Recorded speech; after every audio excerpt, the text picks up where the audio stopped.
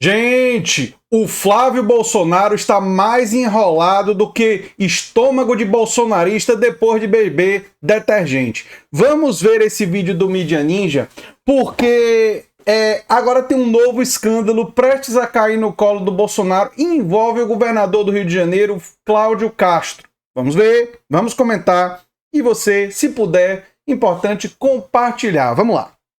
Atolado em escândalos, o senador Flávio Bolsonaro agora tenta fugir de mais uma bomba que está prestes a cair em seu colo, Cláudio Castro. Depois de virar manchete nacional por sua relação com o banqueiro Daniel Vorcaro e o escândalo do Banco Master, o filho de Jair Bolsonaro teria recebido orientação de auxiliares jurídicos para se distanciar do ex-governador do Rio de Janeiro, agora na mira da Polícia Federal. Mas não existe mais espaço para Flávio fingir que está desconectado da sujeira que cerca seus aliados políticos. Antes de virar alvo da Polícia Federal, o recém-inelegível tinha a intenção de ser pré-candidato do PL ao Senado. Na última sexta-feira, o ministro Alexandre de Moraes autorizou uma investigação contra o ex-governador sobre possíveis fraudes fiscais pela Refit, a antiga refinaria de Manguinhos.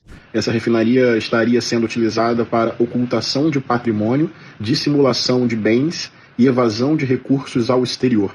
Agora, o curioso é que essa ação está dentro do âmbito da ADPF das favelas, que investiga, sabe o quê? A conexão de organizações criminosas com agentes públicos. Então, vamos lá. Alvo de busca e apreensão da Polícia Federal. Agora de manhã, Cláudio Castro, ex-governador, inelegível. No âmbito de quê? Investigação sobre organização criminosa e agente público. Enfim, tem que investigar mesmo até o fim, até as últimas consequências. Cláudio Castro é impressionante, ele bate recorde. Inelegível por abuso eleitoral em 2022, contratação de funcionários fantasmas, corrupção ali. Agora, mais aí um esquema possível relacionado à Refit, que pode também ter relação com organização criminosa. É isso. Cláudio Castro é a representação dessa relação entre política, crime e corrupção dentro do Rio de Janeiro. Inclusive, o próprio bolsonarista Ottoni de Paula apontou o elo entre Ricardo Magro, dono da Refit, Flávio Bolsonaro e Cláudio Castro. Magro está nos Estados Unidos e já é considerado foragido. O STF também pediu a inclusão do nome dele na lista da Interpol. Sabe aquele sonegador que o presidente Lula falou para o presidente Trump, me entrega ele? O nome dele é Ricardo Magro, tá lá em Miami, escondidinho lá, protegido lá, não é? Esse camarada, ele é o elo de ligação com o governo do Rio de Janeiro e, infelizmente, a família Bolsonaro, que é quem dá sustentação ao Cláudio Castro, deu enquanto ele era governador.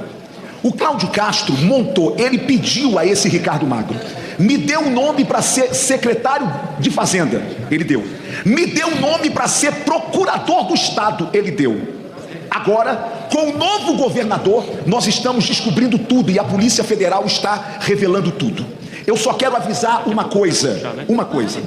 O Cláudio Castro, o Claudinho Lalau vai para a cadeia.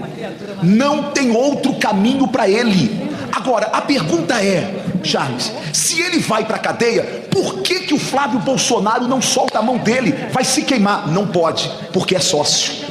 Tem sociedade. E se tem sociedade, tem que ir até o final, senão ele pode ser preso e pode delatar. Então, para não delatar, vamos com ele até o final. É a única explicação.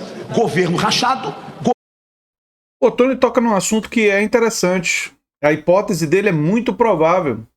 Esse apoio dos Bolsonaros, mesmo de tudo, depois de tudo que tem sido descoberto em relação ao Cláudio Castro, pode ser que o Cláudio Castro saiba, né, onde as coisas estão enterradas. E entregar o Cláudio Castro à polícia sem defendê-lo pode significar o Cláudio Castro dizer: ah, é? Não vão ficar do meu lado? Entrego vocês todos. Talvez o temor de uma delação premiada por causa das ligações óbvias, né, entre o grupo, esse grupo bolsonarista e o governador do Rio de Janeiro, que é bolsonarista, né, que era o governador, ex-governador. Não é? Enfim, eles vão até o fim com essa figura, né? O Cláudio Castro vai ser mais um governador do Rio preso, né? Nunca teve moral nenhuma. Agora, me parece que o escândalo envolvendo o Rio de Janeiro e a conexão com organizações criminosas, tudo leva a crer uma coisa muito mais profunda. Os agentes públicos do Rio parecem estar, muitos, não ligados a qualquer corrupção, mas ligados à corrupção barra pesada. E agora parece que finalmente, né, temos um governo que autoriza a Polícia Federal a investigar isso. É interessante que essa corrupção já acontecia em larga escala há muito tempo. E durante o governo Bolsonaro nada foi investigado. E agora talvez a gente compreenda por que nada foi investigado durante o governo Bolsonaro, não é?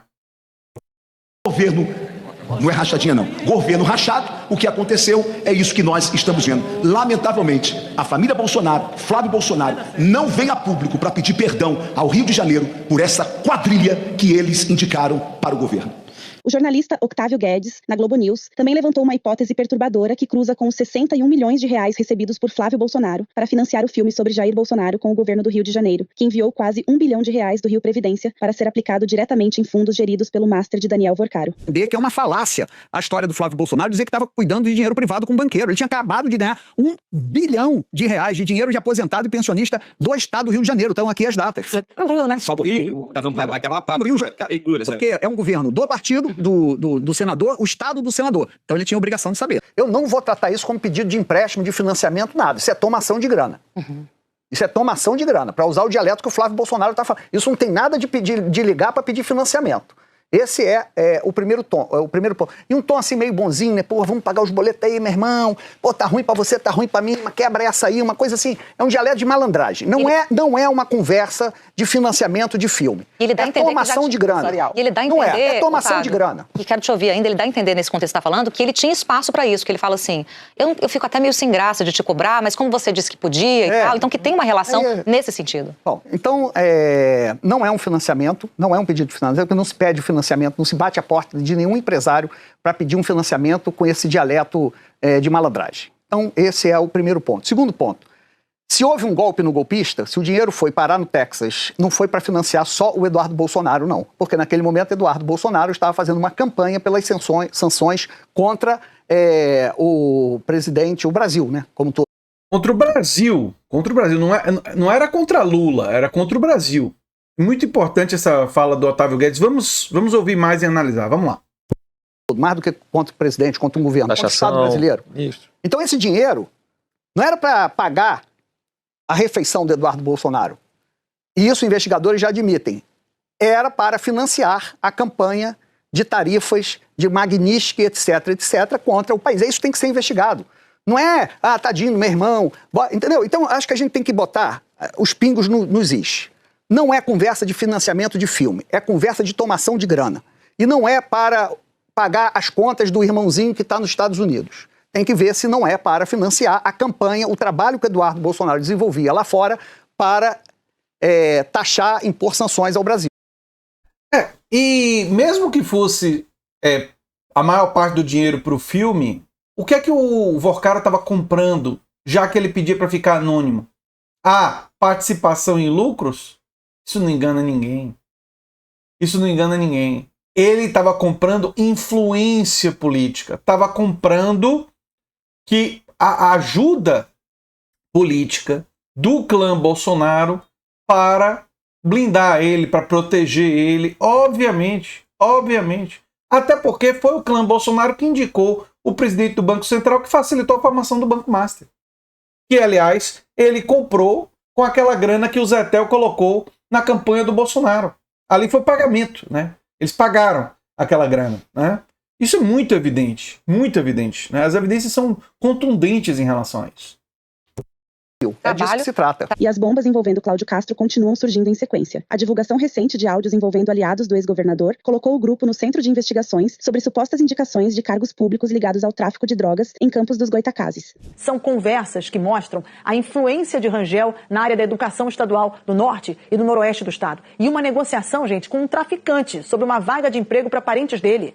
Rangel está preso há 13 dias, acusado de chefiar um esquema criminoso de fraudes e desvios de recursos da educação.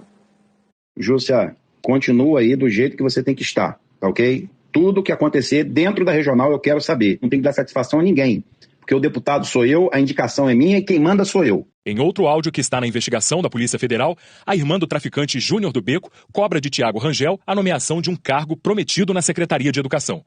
Júnior do Beco é considerado pela Polícia Civil como chefe do 3º Comando Puro em Campos e é investigado por tráfico de drogas e homicídio. Tiago Rangel, aqui é a Gleice, a irmã de Juninho do Beco. Eu fui fazer uma entrevista agora em agosto ou setembro. E até hoje ele não me deu uma posição. Aí meu irmão pediu pra mim te ligar pra ver o que tá acontecendo. Segundo a Polícia Federal, Tiago envia um contato, salvo como Júnior do Beco, e pede para que o assessor parlamentar Fábio Porbax entre em contato. Fábio também foi preso na mesma operação da Polícia Federal. O nome de Castro não para de aparecer em investigações envolvendo suspeitas de corrupção, favorecimento político e relações perigosas. Seu vice era Rodrigo Bacelar, aliado de Flávio Bolsonaro. Ou seja, o governo do Rio estava lá empregando a família dos traficantes. Agora, empregar familiares de bandidos, né, como os familiares do Adriano da Nóbrega, né, daquele miliciano, o Flávio entende. Realmente, sabe, a identidade, né, e as conexões vão se fazendo aí. Mas vamos lá. Preso por ligações com o Comando Vermelho. Quanto mais tentam esconder, mais a sujeira aparece. Pois é, gente. Pois é. E vai aparecer mais. Vai aparecer muito mais. Pode ter certeza. Pode ter certeza. A recomendação que eu dou é assistir de camarote, divulgar os vídeos aqui do canal e a gente continuar analisando. Eu sou André Teixeira Jacobina, o canal é a Nova Máquina do Tempo. Se você gosta do que a gente faz, se inscreve, dá um like, compartilha. Quem sabe vira membro ou apoiador. Quem sabe faz um dos nossos cursos. Ou você pode, inclusive, ganhar dinheiro divulgando cursos, né? Tem um link no comentário fixado. E se você gosta do que a gente faz, pode também mandar um pix para andretj@terra.com.br. Se gostou desse vídeo, deve gostar do vídeo sugerido aqui no final. Um abração.